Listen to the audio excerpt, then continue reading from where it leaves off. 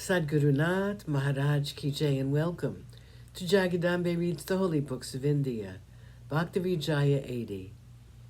As you may remember, the people of Alandi found out what happened in Paitan even before Vitoba's children came home. In addition, Sopan showed to the Brahmins the letter he had brought with him. Listening to it, all were amazed. It was clearly written in the letter that the three brothers were the avatars of the gods. Hearing this, the Brahmins were lost in wonder. And so after listening to the letter from Paitan, all the Brahmins accepted its contents and acted just as Indra and the other gods act in obedience to the command of Brihaspati. Or as Pandits acknowledge the authority of the Puranas uttered by the lips of Sri Vyasa, or as a good disciple studies philosophic subjects at the command of the Guru, or as clouds move in the same direction as the wind, or as our sense organs act in accordance with the desires of our minds, or just as a sunflower turns to wherever the sun may be, or as when water is in the form of a stream, it flows by reason of its fluidity.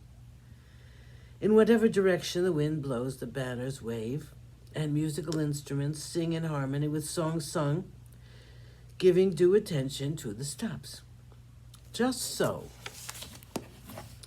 the Brahmins of Alandi worshipped the three brothers according to the suggestion of the Brahmins of Paitan. They said to one another, "Truly, these gods have descended as avatars." And as they lovingly performed kirtans, all the people came to listen to them. They remarked, "These Sadgurus have become avatars for our sake." Yaneshwar and his opponent, Visobhachati. There was a very hateful Brahmin there, whose name was Visobhachati. He was continually reviling these four children. He exclaimed, "These are the children of a sannyasi. One should not look into their faces." He was continually muttering these revilings. Just as the moth, in accordance with its character, should seek to put out the light, or as the firefly should say, "I will utterly destroy the sun," or as when Hiranyakashipu muttered to himself in rage when he saw Prahlad, or as Duryodhana was filled with anger when he heard of the praises given to Dharma, or as the 10-necked monster Ravana was filled with wrath when he heard the story of Ram's heroism, or as Pandits with feelings of hatred rebuke authors when they see books written in Marathi, or as when thieves see the full moon, they revile it, or as astrologers with hatred oppose the teachings of Sahadev. In that same way, Visobhachati continually looked at them with his wrathful eyes. If he saw them anywhere, he felt greatly troubled. He would remark, "These are the children of a sannyasi. One should never even look in their faces. If we look at them, they will make us the same as themselves." Now, it happened on a particular occasion that the festival of Dasarat and of lights were being celebrated. Nivritti said to Muktabai, "Prepare some very excellent pancakes for us and give them to us to eat." Assenting at once, she collected the materials necessary for the cooking.